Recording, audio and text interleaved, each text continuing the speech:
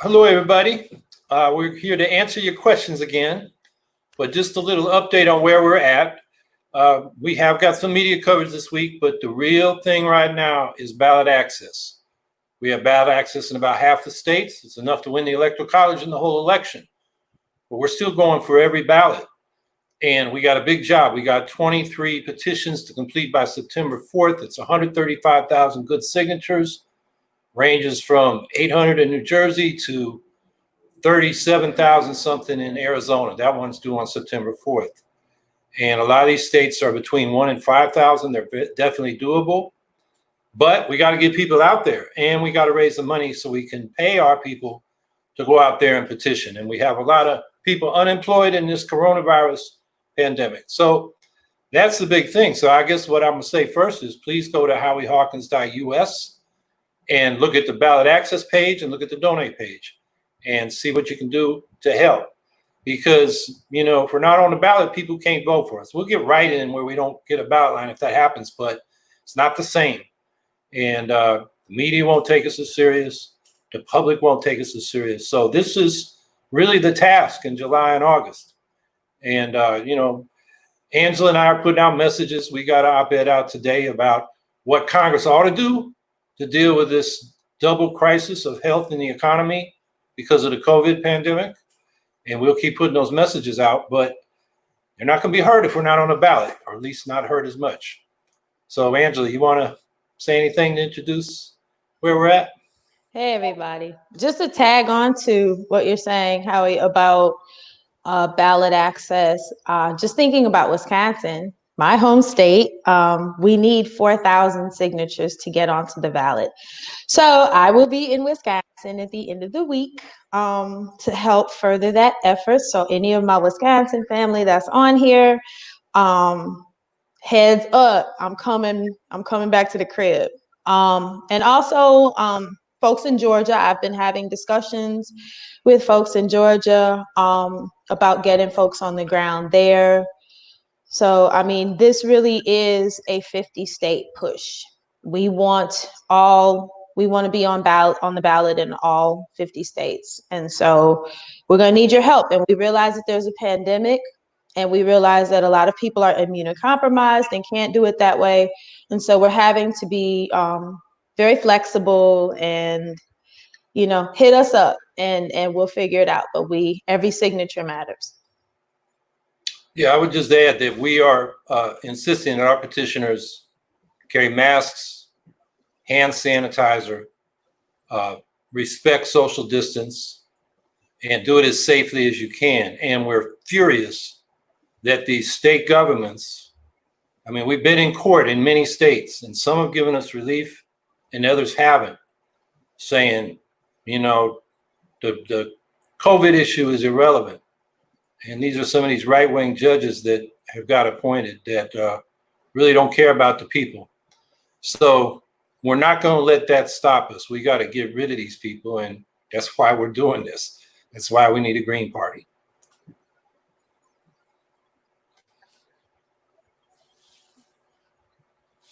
So we're waiting for that first question. Le Vert. And I'm saying it French. I didn't want to say Bert, but Le Vert.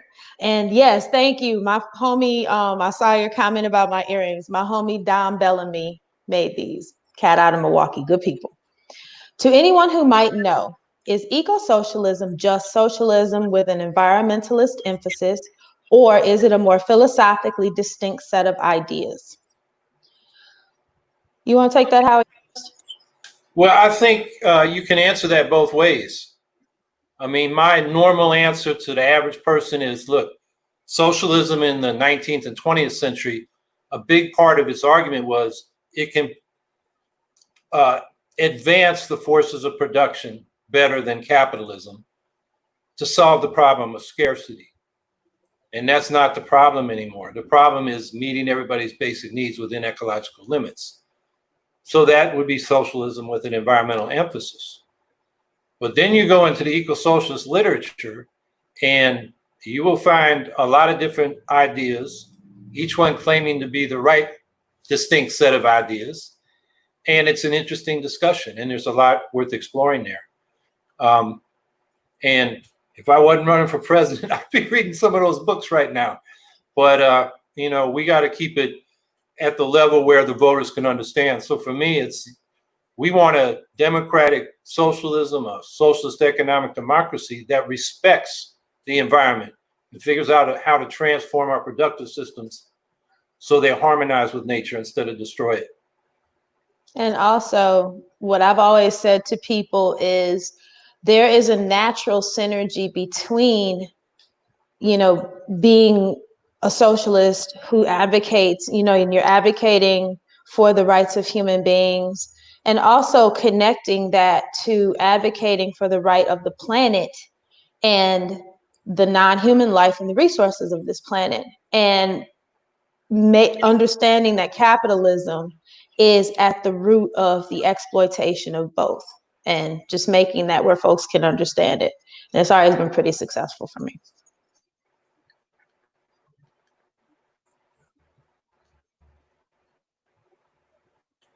Chad Jones, on July 21st, Howie Hawkins and Angela N. Walker, please speak on tobacco harm reduction and your support or not.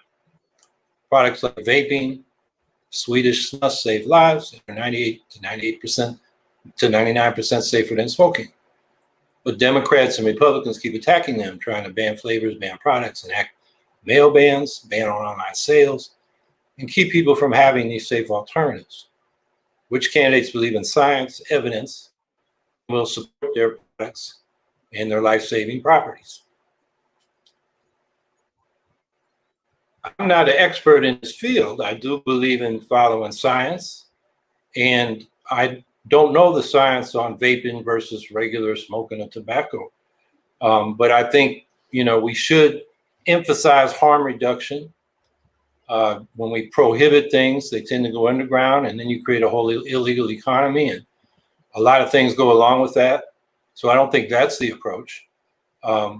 So I guess like any product, you want standards and regulations so you don't get products that are particularly harmful. But I don't know much about the products myself. So I don't know if Angela, you know anything about them or anything to add? I know that like in Wisconsin, there was like this whole thing around making sure that young people weren't getting a hold of vaping stuff. But being that I'm a lifelong non-smoker, and I am, I would support science that, safe alternatives. And if vaping is a safe alternative for people, safer than smoking, and I know a lot of people who do it, I have no problem, making sure that people have access or maintain access to that. I mean, I think that's a personal choice. And as long as, we're looking at it the same way, adult use, it comes to a different story when it's, when it's kids or anything like that. But for adults, it's your choice.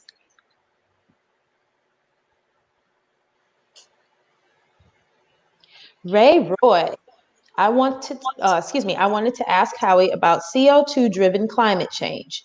If he thinks climate change is caused by sunspot cycle or by man-made CO2.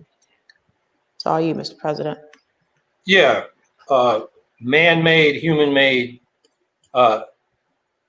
emissions of CO2 from burning fossil fuels is the main driver of the planetary heating that we're seeing now.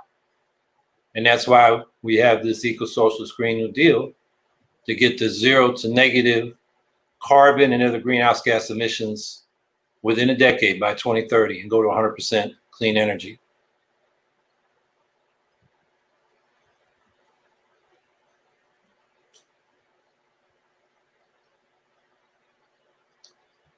Richard Pink, is it true that Trump is too weak and cowardly a candidate to debate you, Howie? Well, I've said I'm ready to debate Trump, but I'm not sure he's ready to debate me. He likes to insult and bully people, but I have a little street in me and I got plenty of ammunition for Trump. He's been giving it to us for 4 years. So that would be fun. But I don't think he wants to be subjected to somebody like me who can dish it out as good as he gets. That's my president right there. Hey, Devin O'Brien, what is the status of the Rhode Island ballot access fight? Well, we have a group that is petitioning to get on the ballot as the Independent Left Party. They have to get 1,000 good signatures by September 4th. And they are, as my understanding is, they're out petitioning now. They've got their electors, I believe, and it's ready to go. But I'm not on this day to day. You should go to the website, howiehawkins.us, and the ballot access page. And I believe there you can contact our ballot access coordinator, Brendan Phillips, who can fill you in more detail. But we fully expect to be on the ballot in Rhode Island.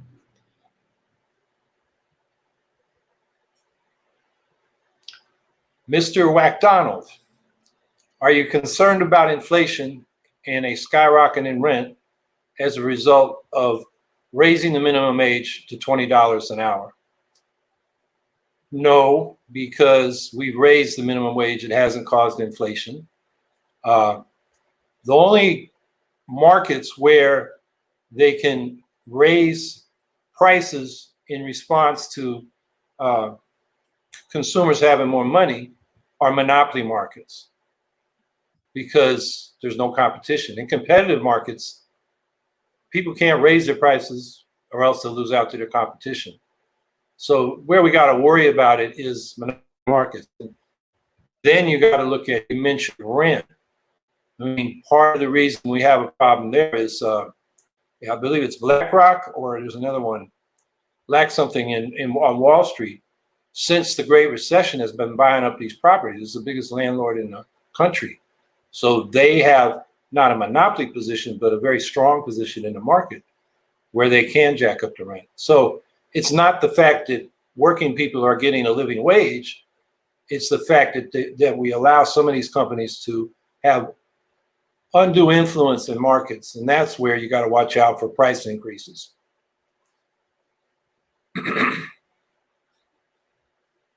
Lana Dell, remind us where you are with Medicare for All. Do you prefer Bernie's Senate bill or Jayapal's House bill? Well, as you know, our position on Medicare for All is that it is a community controlled, which is the thing that sets us apart from those who are, on the Democratic side, a community controlled national health service. And so when we talk about Medicare for All as part of a full strength eco-socialist Green New Deal, the thing that is retained is the community control piece. Mr. President, that's you.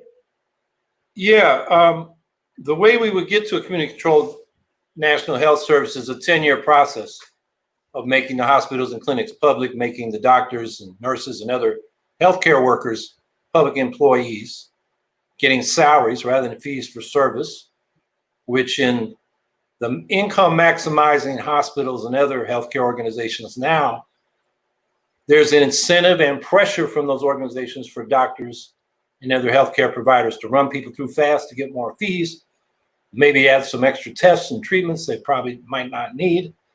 And with a salary, then your focus is on healthcare and you can take the time with each patient. We also want to train a lot more doctors and nurses and other healthcare providers so people don't have to be rushed through. And there's adequate number of people to take care of the need. And then, as Angela mentioned, we'll have local health boards elected by the public. So the whole system is accountable to the people. Now, the difference between us and the J. Paul and Sanders bills is in the first year, we go to 100% national health insurance. Medicare would pay for all medically necessary services, no exceptions. And we would not open the door like those two bills do to private organizations to subcontract to administer this. That's where you get the problems, even in the European systems where they say we're going to streamline it, make it more efficient, have the discipline of the market. And what that leads to is streamlining and running a lean operation. So when something like the COVID pandemic comes along, there are not enough hospital beds, not enough doctors, not enough supplies. And a public system would have the backup because we know, and we've been told for decades, that a pandemic like COVID is coming, and it's surprising we haven't had something like this earlier. So there are substantial differences. So I think the basic idea is that healthcare should be a right and not a buy or die commodity. I mean, we agree with that general principle, but we think our plan is better than what both Sanders and Jay Paul have put into their legislation. We know it's better. Amy Swain, what are your thoughts on modern monetary theory? I guess I'm the money guy on this question, so I'll start. Angela, you can break it down for people to make it more clear if you want.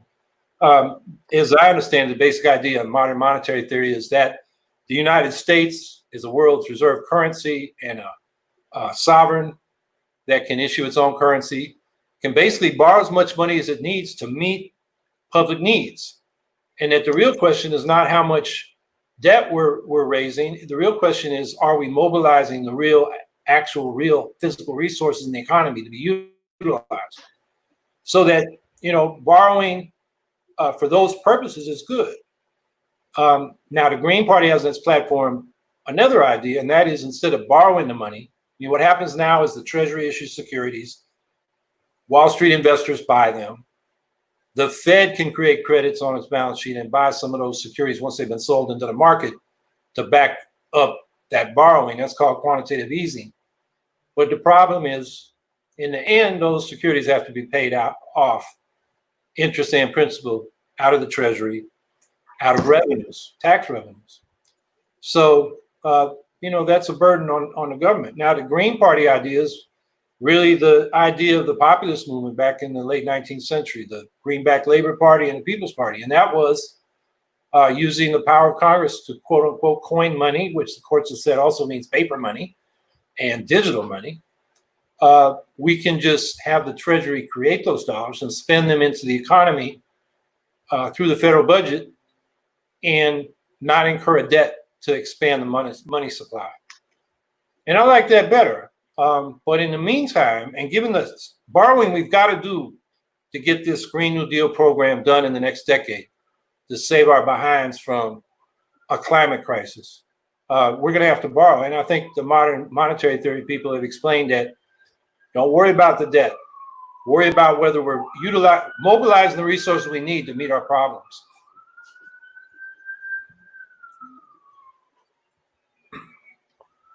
Kristen Olsen. Is it my turn?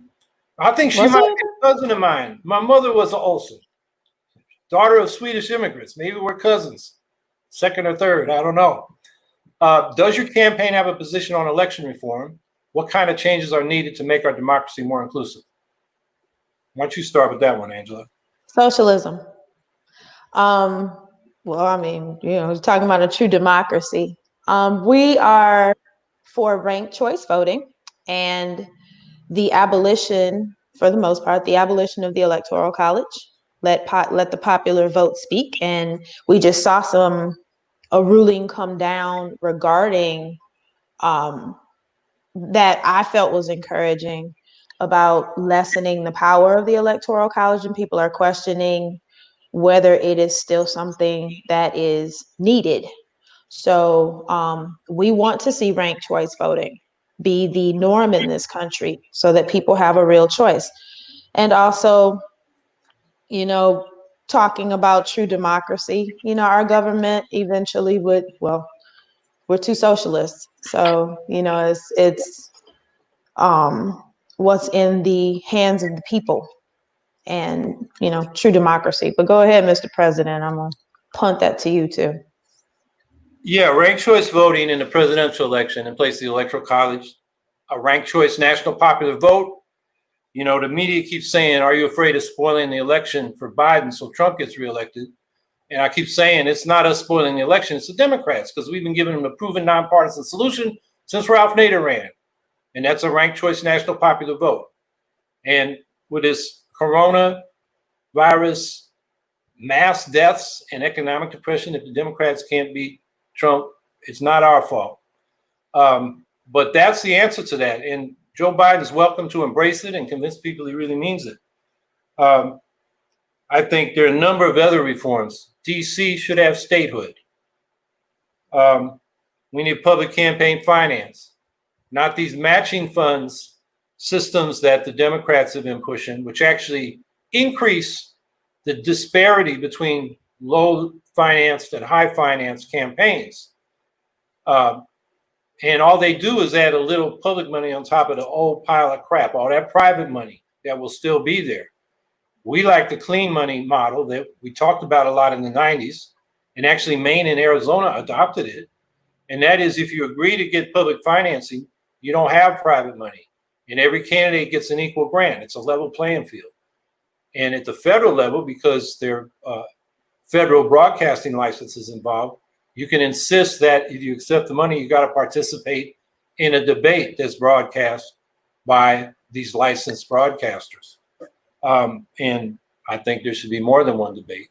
We're for the We the People Amendment to the Constitution, which will change the court-created doctrines that money is speech, no, money is property, and that corporations have natural rights. No, corporations are artificial creations. People have natural rights.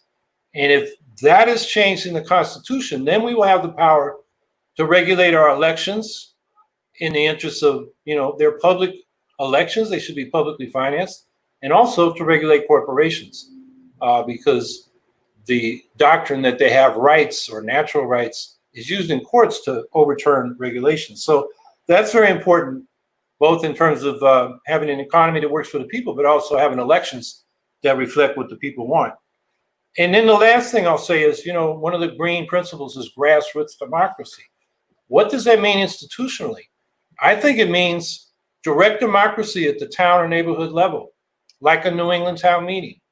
Greens should be running for local offices to change city charters and town charters so that you have a town meeting of all the people, or if it's a bigger city, neighborhood assemblies where all the people are present, and they have real power within the structure of government of the city, and they can instruct and mandate their representatives to councils, city councils or county councils.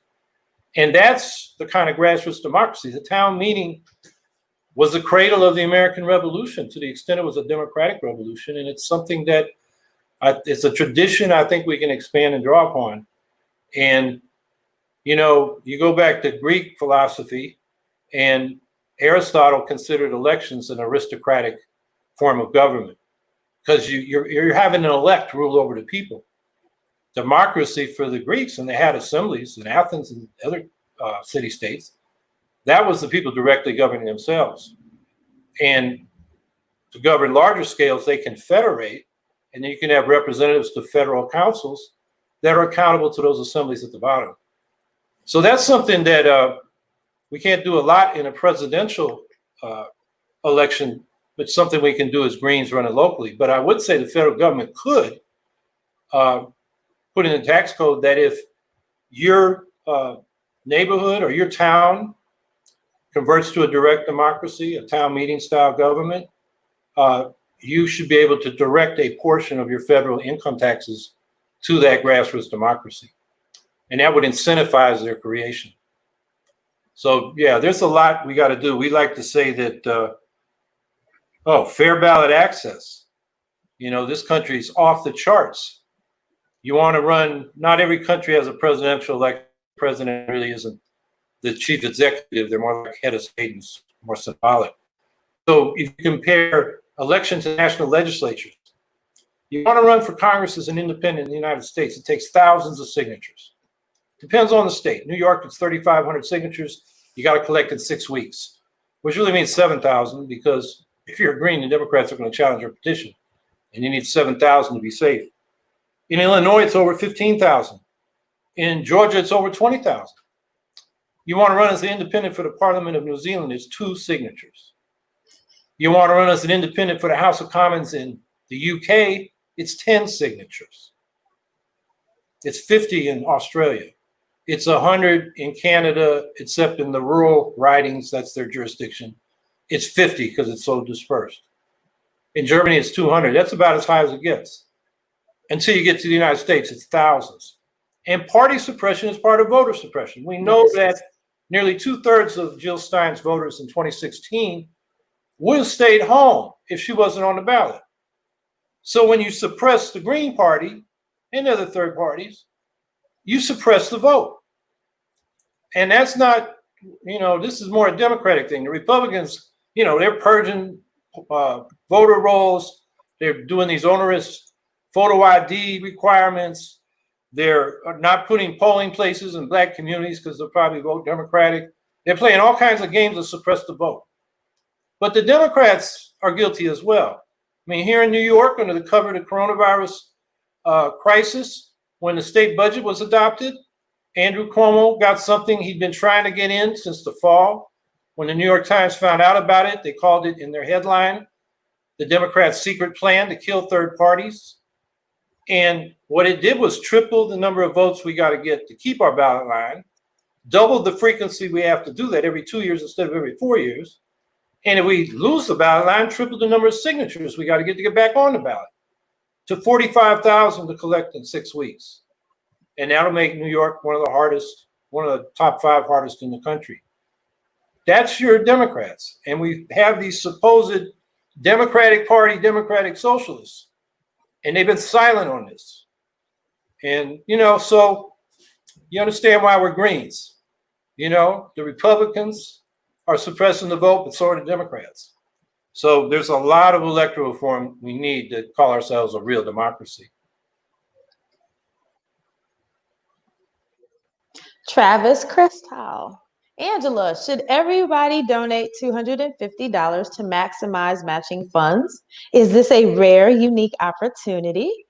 It absolutely is. For folks who have not been following our hoopla for the last few weeks, our campaign hit the threshold for federal matching funds, which means anybody who makes a donation to this campaign, the federal government doubles it. So what they've been putting, folks on the campaign have been putting out TikToks to like illustrate this that are like mad cute.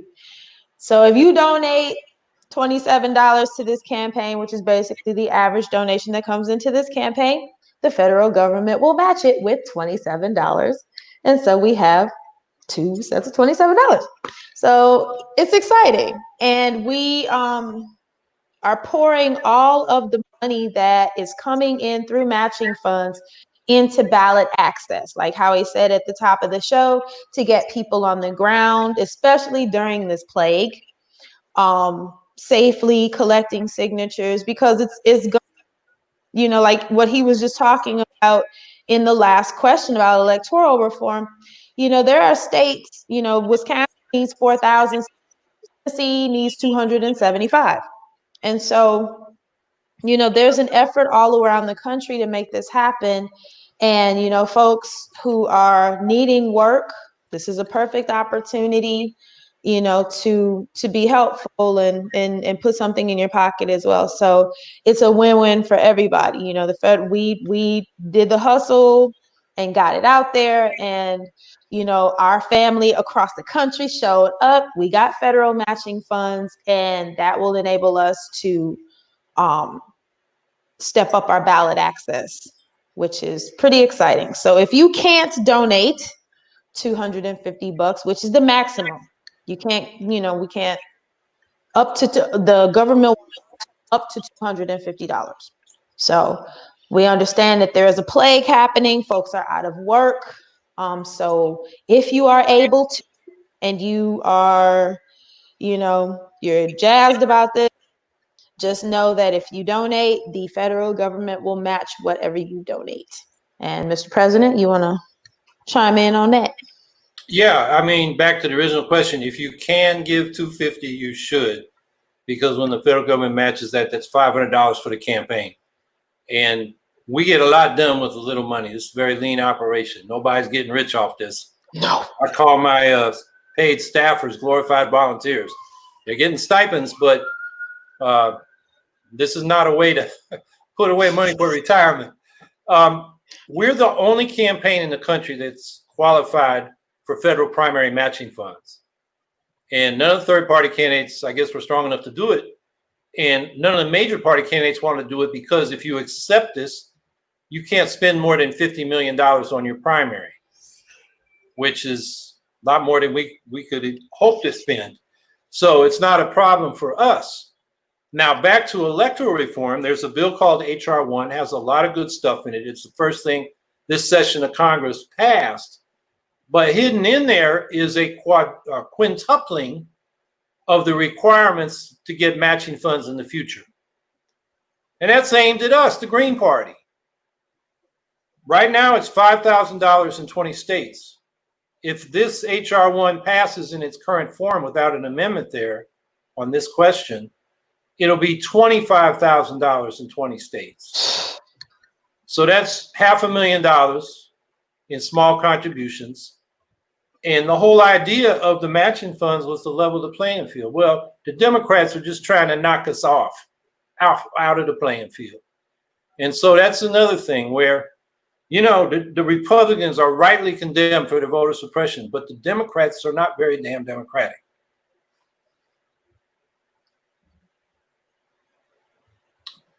William Aubrey, what happens to entrepreneurs under a socialist presidency? Well, I'll start with that one. I think the small business entrepreneur, the person that wants to bring money to market, the farmer that wants to own his farm rather than being a tenant farmer for a corporate farmer, are going to do better in a socialist economy than they do under this monopoly capitalist economy. Because all these public services and economic rights that we want to guarantee, like the right to a job, health care, affordable housing, secure retirement, are like a safety net. So you go out and risk your money and you fail, you have something to fall back on. And this public infrastructure and economic rights are like the public avenues of private commerce. So I would think that the little people that, you know, want to go into business for themselves, be self-employed, you know, if they're a tradesperson, you know, they want to do a little plumbing firm, they want a retail shop. You know, we don't want the government, you know, writing the menus in government restaurants. We don't want people to go out and show us their cooking and try to get us as customers. So I would argue that, you know, the small entrepreneur and also the person that, you know, comes up with an idea that has an innovation. You know, right now, if you want to innovate, you got to go to venture capitalists. And they're about getting big money back in a few years. Under socialism, we'd have public banks that don't have to have a quick return. They can make a long-term investment because the potential benefit over the long run is good. So I think access to capital will be better. Right now, the little business person, the banks don't want you. You know, you got to run it on your credit card, beg and borrow from your friends and family to get started. And so I would say, you know, for the little people, you know, that small business people, a social economy, they're going to thrive. You know, the big capitalists, when they get to a certain size, they are no longer, you know, small businesses, the extension of, you know, an entrepreneur. They are social organizations. They have a social impact. And that's when we talk about socialism, economic democracy. The people that work in them and the public should have a say in how they're governed. And at that point, they should be operated at cost for public benefit rather than for private profit of absentee owners. So I think there's plenty of room for the little entrepreneur and the person who wants to bring innovations and new ideas to the market. Diana Fernandez, what are your thoughts on abortion? Howie and I are in agreement that pregnant people have the right to choose what is best for their own bodies, and that is between them and their doctor and nobody else. That is a private decision, and we support the overturning of the Hyde Amendment, the full funding for reproductive services under our Medicare for All, which, you know, includes abortion services, postnatal services, you know. And I think that is one of the things that I will feel absolutely remiss if I do not say this.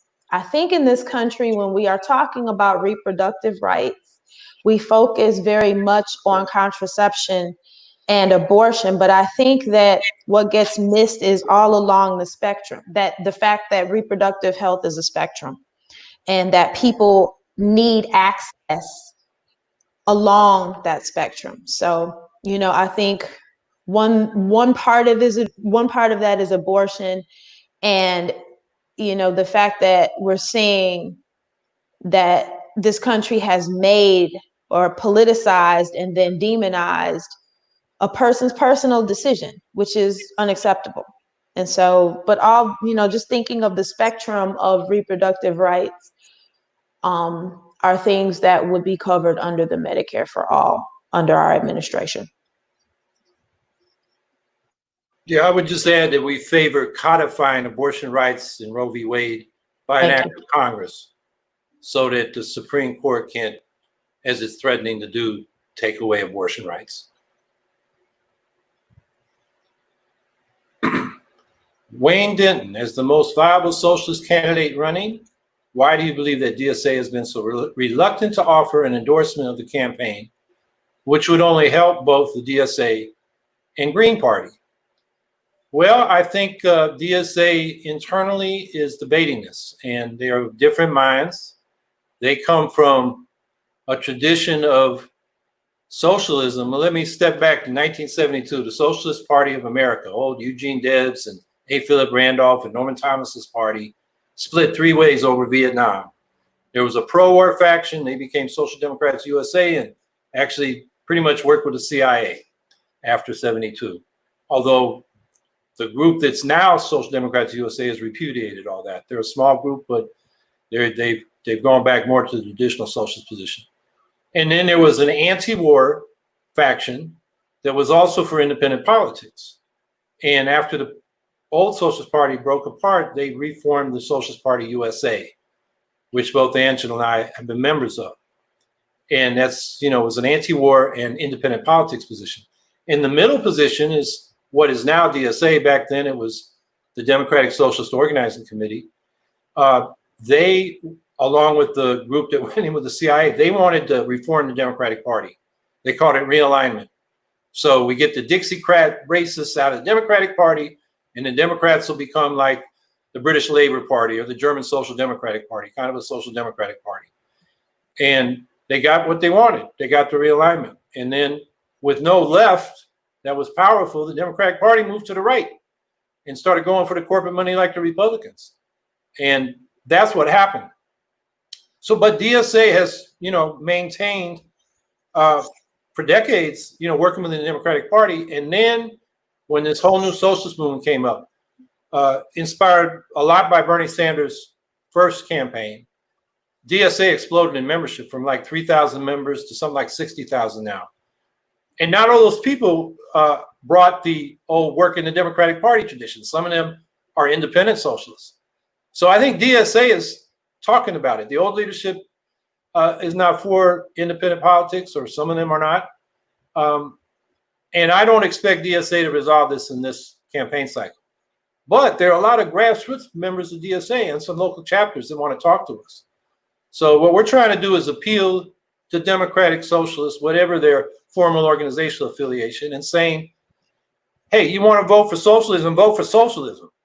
You vote for Biden and you're a socialist, you get lost in the sauce. They don't know you're a socialist. You voted for Biden, who opposes everything that Bernie Sanders was for and the things we want to do that go further than Bernie Sanders. So, it's hard for me to understand how any self-respecting socialist can vote for a capitalist and expect to make any advance. But Trump is scary. He's got people scared stupid. I think he's sinking like a rock and is probably going to get crushed in this election, which is good, which opens up a bigger lane for us. 100 years ago, 1920, Eugene Debs came close to 1 million votes for socialism. I'm confident we'll get 1 million votes for socialism in this election. And that's got to mean something to the new socialist movement and the future of the socialist movement. So, our appeal to socialists is vote for socialists.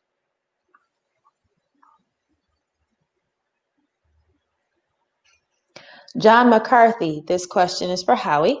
Putin has called an emergency summit of the P5 nations to address and defuse the war threat. China, France, and Britain have responded favorably. Trump is afraid of being red-baited by the Democrats if he attends. Do you think this summit should happen? Yes, it should happen, and they should be patient with the United States till we get rid of Trump. And then if it's me or it's Biden, whoever it is should go to that summit.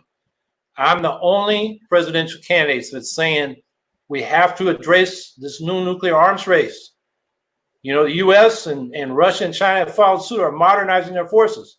Strategic arms are now hypersonic, which means they're 6 times faster, which means they don't launch on warning, you launch in anticipation. And they're putting more tactical nukes in the conventional forces with a military doctrine of escalate to de-escalate, which is insane. You got to read Daniel Ellsberg's second Pentagon papers, the Doomsday Machine. Once the nukes fly, they all fly, and we're dead. So this is crucial. And, you know, it's typical that Trump, America first, which means America isolated. I mean, we can't even travel out of this country now. We're so poisonous with the COVID that nobody wants us. So that madness has got to stop. And of course, we should go to arms talks to get out of this mad thing, because, you know, the Bulletin of the Atomic Scientists has their doomsday clock, which they've had since the 40s. They now have it closer to midnight than it's ever been. And the world is scared. You know, 122 nations agreed 3 years ago this month to the text of a treaty on the prohibition of nuclear weapons. International Campaign for the Abolition of Nuclear Weapons got the Nobel Peace Prize for that. And the misleadership from both parties and the state media stenographers for the two-party corporate state, the major media in this country, because of them, nobody knows that they got that Nobel Prize or that 122 nations agreed to the text of that treaty. And the Bulletin of Atomic Science is saying we're just seconds from midnight. So yes, the U.S. should participate, but the other countries should be patient till we get crazy Trump out of there, because, you know, his whole mission, along with people he's brought in, John Bolton being the worst of them, is to tear up the nuclear treaties, starting with the Iran treaty, and then they got out of the Intermediate Range Nuclear Forces Treaty, and now the Strategic Arms Treaty expires next February 5th, and you know, Trump don't want to talk about it. He just as soon see it expire. That's what Bolton wanted. So we got to get these, you know, crazy people out of there. And then whoever goes and negotiates, you know, we need a peace movement to push them to say, yeah, we don't want to use, as Daniel Ellsberg said, we may have blown up a couple bombs on Japan in 1945, but we have used nuclear weapons many times.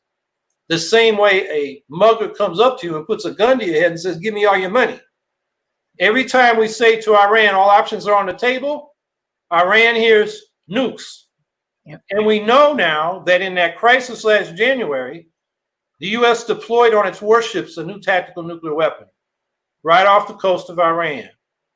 And if crazy Trump had got out of bed on the wrong side that morning, who knows what would have happened. So, yeah, we should be involved in those arms talks.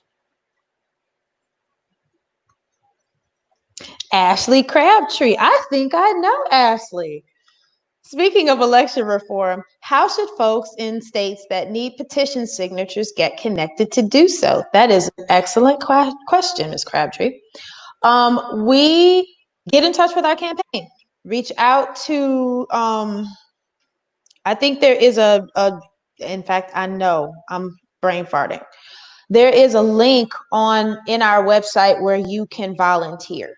And just kind of, it'll put you in touch with somebody that can get you pointed in the direction that you need to go. Because I know I'll be in Wisconsin this weekend. I know that Illinois already has us on the ballot that we're taken care of. So there are folks from Illinois that I understand are coming up to Wisconsin to help push our effort. And so if you're in a state like that where, you know, it's easily accessible to you, I know Ashley was just in Washington State. Helping their effort. So I think, you know, a lot of us are coming around and doing this. And so I think that, you know, and I saw in the chat, I think that was Abdul Jones, you were saying that, you know, holler, anybody, if they need help in Nevada, that, you'll be there this weekend. And so, yeah, just hit us up on the website, on the space where you can volunteer and, find out what's what, and we can get you pointed in the direction to help out, especially if it's like a neighboring state, somewhere easy for you to get to, where you can be safe and in how you do it and things like that. Yeah, we can get you pointed in that direction. Howie, because you want to say something. Oh, well, I'm gonna be in Scranton, Pennsylvania on Saturday. I'm bringing some greens from New York down to help the Pennsylvania greens. And go to our website, click on ballot access, see what state's near you, or maybe your state needs help, and find out how you can hook up. This is like real practical work. One problem in the left is we like to talk, but sometimes the work, it's real work. But sometimes you got to go out and do real work, and this is an opportunity to do that.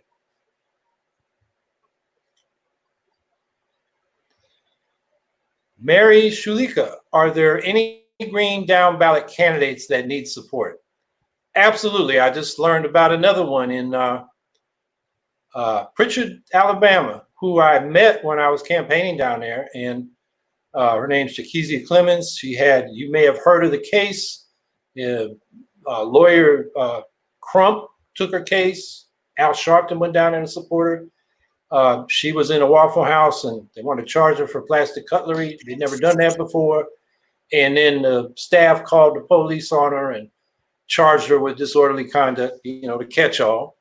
And, she was asking to talk to a supervisor. So she'd been through a lot of trauma. And, it made it hard in her community to get a job. And I just found out today she's running and she got a beautiful green banner. She's running for the city council of Pritchard, Alabama.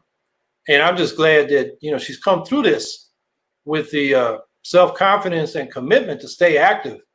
That kind of experience, might tell some people that I'm just going to lay low.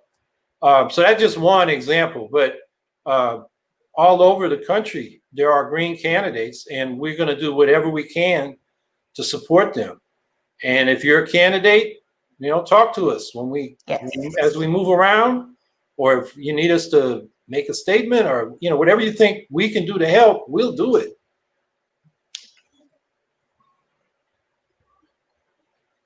Jacob Smith, who would be in your cabinet should you win? Well, when we win, let's just put that in the ether, then the universe. I don't know, Mr. President, and we've had this question before, and so I usually deflect that to you. Yeah, and we haven't, started going through names and preparing a transition team. We first got to get on the ballot, first things first. But I will say that, and I haven't even talked to Angela or anybody else about this. When I think of Attorney General, I think of Sherilyn Ifill, who's head of the, I guess it's NAACP civil rights work. I'm not sure what her position is there, but I've seen her comment on TV on voting rights and civil rights. And she just strikes me as the kind of person we need up in there, given how poorly we've done on civil rights in recent decades, since the Supreme Court knocked out, for example, the pre-clearance provision of the Voting Rights Act, which opened the door to all this Republican-led voter suppression. So she just strikes me as somebody I'd want to interview for the job for sure.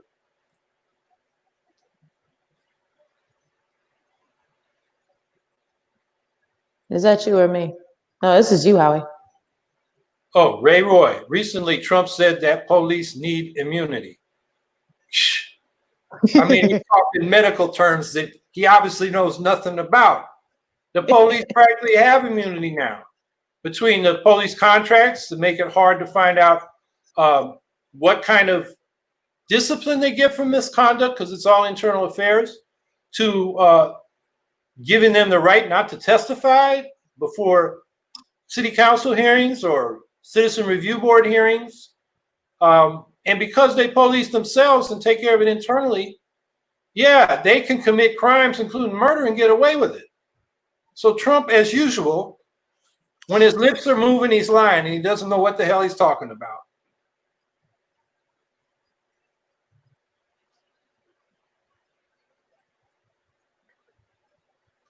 Prarie Ralph, what's your plan for breaking up the banks? Well, I think we want to socialize this big six.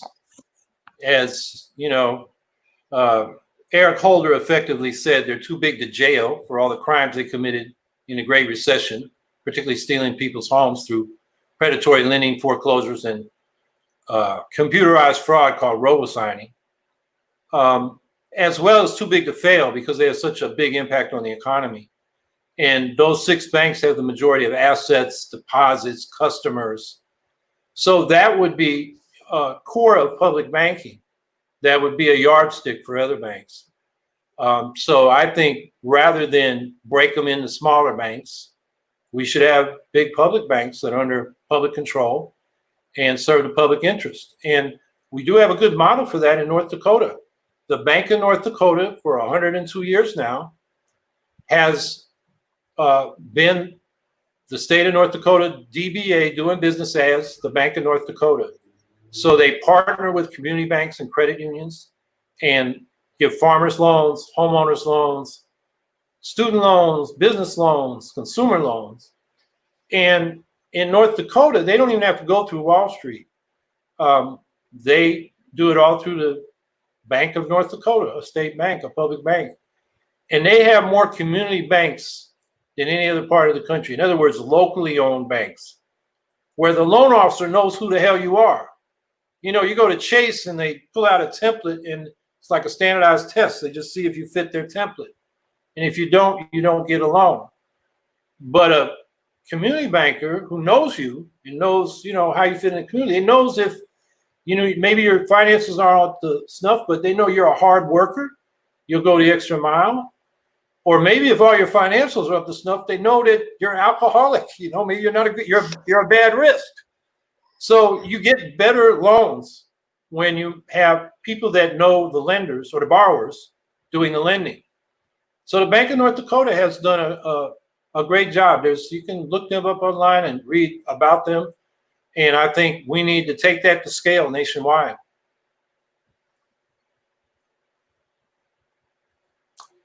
James Van, 1, how would you approach COVID-19 for colleges? You want to start with that, Angela? Well, I think we are instituting a national test, trace, and quarantine program. This is something that will be covered under Medicare for all, and then the specific package that we have for the pandemic, which if you've looked at our website, that's like right at the top of it because there's a lot of urgency behind that. And so just like approaching, and this is a really timely question, and I've seen you like all the way through there trying, to get folks to get your question. So I'm glad that it came up.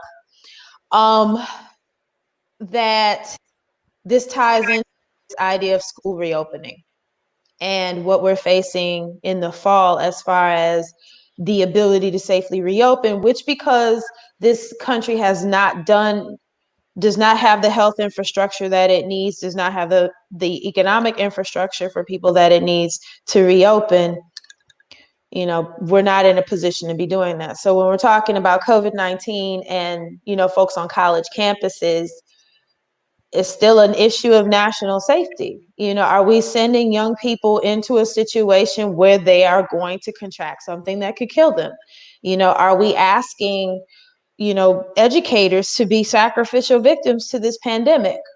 And we need the infrastructure in this country to safely reopen before we even start sending folks in. And that infrastructure is not there. So when we're talking about young people in school situations from small children up through college, it's our job to keep them safe. And that is not happening. And so until there are programs in place to make sure that people can get tested, that we have contact tracing, that we have a quarantine program that supports people to be able to shelter in place safely. And, we've got all, things outside of that. There's an economic program to, keep people going, things like that. Until we do that, I think that the issue of reopening colleges while this pandemic is doing what it's doing, I don't think we're ready for that. Howie, where are you on that? Well, test, trace, and isolate people who have been in contact or infected to suppress the virus. It's got to be the first step before we even think about sending people back to school. Any school, preschool, K through 8, college, or go back to some of these businesses. And organized societies all over the world are doing it. That's why I say the two governing parties in this country are presiding over a failed state. This is just totally unacceptable. And, you know, Trump gave up. He's a loser. Everybody can see that. But where's Biden? You know, he's had one news conference in 4 months where he answered any questions. He seems to be hiding in his basement. He talks about president should lead. Well, he's a presumptive Democratic nominee. He lives within commuter distance of the White House press corps. He could do like Cuomo is doing and convene them and pound away on this. So, you know, that's number one. And then the supports that schools need that Angela was talking about. What are we talking about? We're talking about ventilation systems that clear the virus. You know, Angela and I happened to fly out to Denver for some campaign stuff, and the airplanes are bragging every 2 or 3 minutes, our ventilation system clears the virus out. Not many school systems, they have old ventilation system, and they're just not ready for it. That's an expense. I see when I look at the Asian and European students back in school, they have plexiglass between them, as you know, in addition to the masks. You need a lot more staff to regularly disinfect the surfaces. So this is going to be a big cost. And the Senate finally came back after their long 2-week vacation, 4th of July, while the virus exploded and the economy imploded, and they're starting to talk about what to do. And Angela and I put out a statement today about what we think needs to be done. What do we call it? The moment of truth is now. You know, is Congress going to do something realistic and then force Trump to sign it? Or are they going to punt, and are we just going to plunge even worse into this? You know, one of the public health expert at Columbia, epidemiologist named Erwin Redlener, was in Daily Beast last week, saying at the rate we're going, by his estimate, there are going to be 800,000 COVID deaths by the end of the year. And, you know, and in the economy, you know, both parties want to rely, it is dogmatic faith that private enterprise alone is going to get us out of this economic hole. Well, how's that working out? You know, that's been Trump's approach. We're going to let, you know, businesses will provide the supplies we need. That's the market always has the right answer. And here we are, people down in Phoenix and Houston and some of those cities in Florida, they're running out of medical supplies again.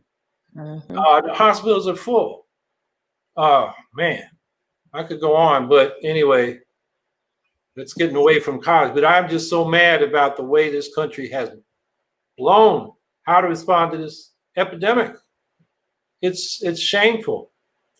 And I think the rest of the world sees it. You know, you look, there are maps out there. You can find them online. You know, the countries where we can go now as Americans, there are not many. Most of the world won't let us in because we've blown this so badly. And the thing is, nor should they, because I mean, if you look at the way that the world has responded to COVID, what has happened to the United States is not just shameful, it's criminal. There is absolutely no reason that people were unable to have the basic supports that they needed to not, you know, be forced out into the workplace during a plague. I was on a podcast last night or night before, one of the two, it was starting to blur.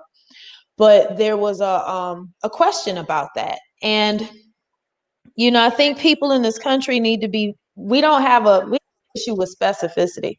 And what we saw when people were being up in arms, literally, at their state houses was not people being angry because they could not work. They were angry because their basic needs were not being met. And they were angry, even though they did not articulate it, probably aren't thinking that way. But that anger is lodged with the federal government, who had the power to make sure that people, like under our administration during COVID, would receive $2,000 a month for every adult during this plague, and also $500 a month for every child. Safe and healthy housing is a right. We have solutions. We have like a whole list of them. Economic support, making sure that people are able to shelter in place, and the contact trace, testing and isolation program, and just making sure that people had what they needed to get through this. And that has not happened because this, as Howie says all the time, is a failed state.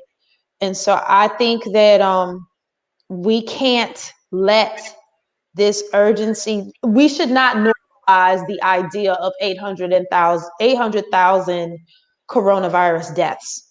That should not be something that we just kind of, as business as usual, or all this happens.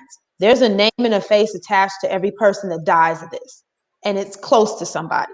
And we are living under a federal government that has done absolutely nothing on both sides. This is a bipartisan failure. So let's be real clear about that. And so, yeah, there's a lot of urgency around this.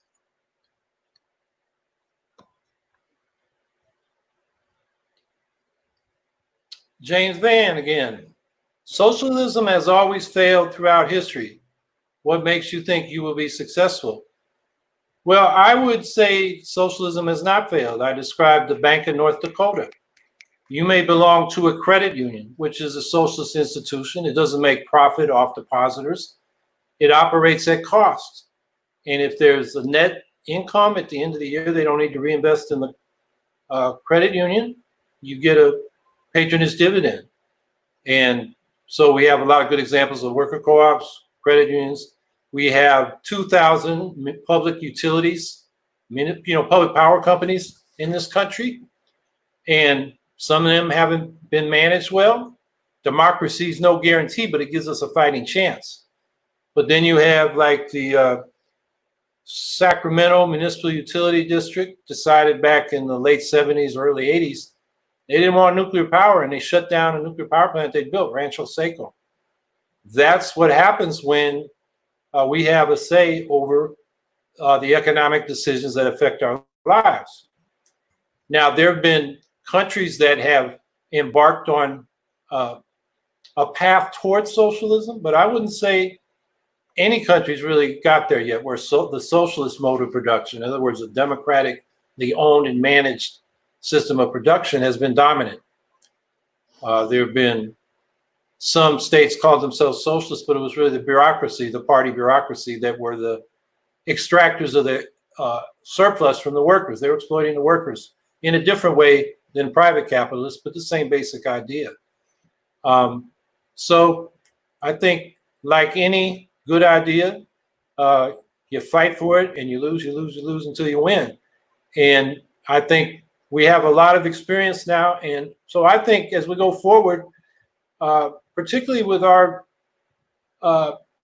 value of democracy in America, we can have a socialist system that's very democratic, which to me is, I like Rosa Luxemburg's old famous quote, where without, I forget how it goes basically, but socialism without democracy is tyranny, and democracy without socialism is not socialism. I can't remember the exact quote, but you get the point.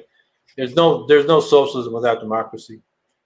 And I think also when you look at the delivery of results from public versus private capitalist enterprise, just look at this COVID epidemic. That's a case where the public sector should have been invoked. The Defense Production Act should have had the military, or they could have contracted with UPS or somebody that knows logistics to get the test, trace, and isolate program going, get the personal protective equipment and the medical supplies produced to where they're needed. Instead, we relied on private enterprise, and look at the mess we're in. So we can do better than that. Samuel Halpin Hello, can you speak about the issues going on in Portland with unmarked soldiers picking up protesters? What are your views on the situation? We find it absolutely appalling. We find it unacceptable. And we think that it is as has been pointed out by a lot of other people, that this is a test run to see how much resistance this government is going to get with these tactics. And I think that if people are not paying attention to this, they need to be. They need to be frightened. They need to be concerned. And they need to be ready to be vocal and let the government know that we see you. This is not acceptable. This is not what we do in this country. Theoretically, but I'm not going to get into that. But theoretically, we are not supposed to be doing this in this country. And we're not going to lay down for that.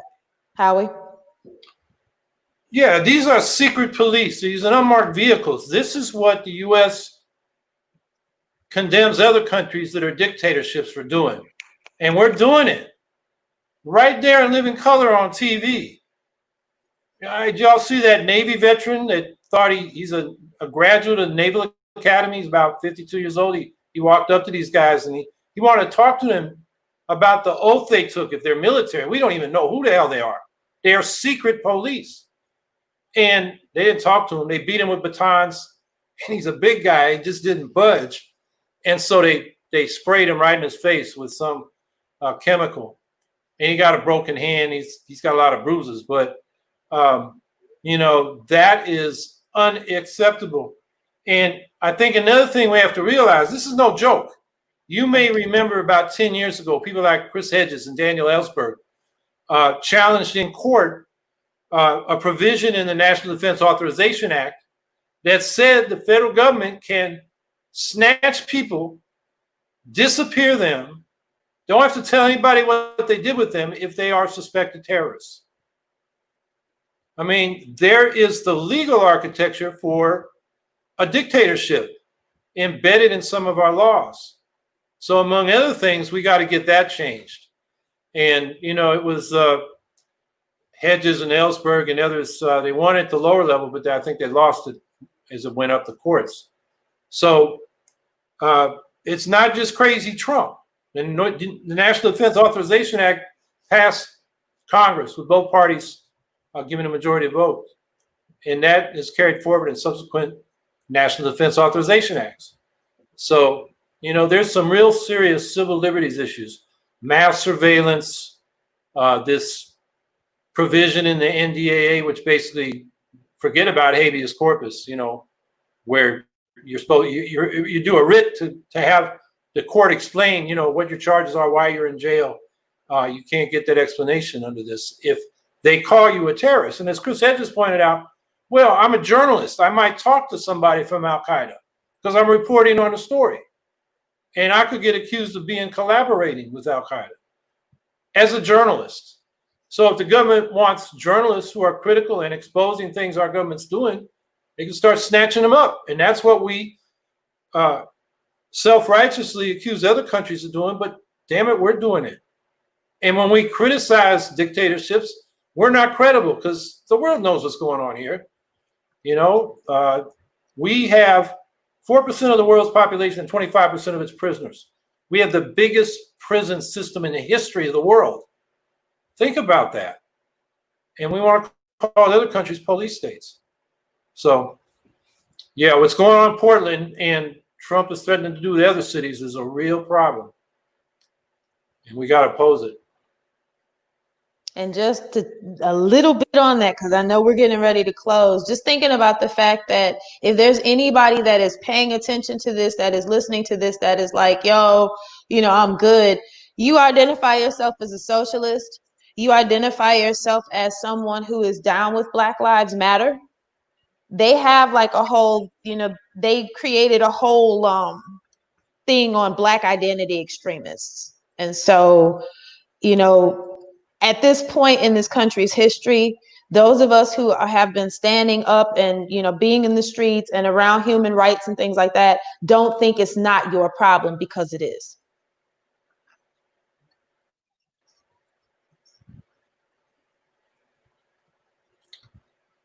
So I think you called the end. I don't see any more questions coming up. Angela, you want to give people some closing words?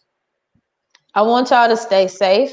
I want us to get on the ballot. So if you're able to help, hit us up on the website. And just food for thought real quick. I just asked a question on like my personal Facebook, and then I think I asked it on, like Instagram or something like that. And just something for y'all to think about. If you did not have to serve capitalism, what would your life look like? What would you do? And so just something for y'all to think about till next week. Yeah, those are my sentiments exactly. People need to be safe. This coronavirus is no joke. You can see how the spread is exploding, and we got to get on the ballot. So if you're able to help with that, that will make a big difference as to whether our message, our demands become part of this election. So please help in any way you can. And I guess we'll be back next Tuesday to answer more questions. So thanks for being here and have a good evening. Take care, y'all.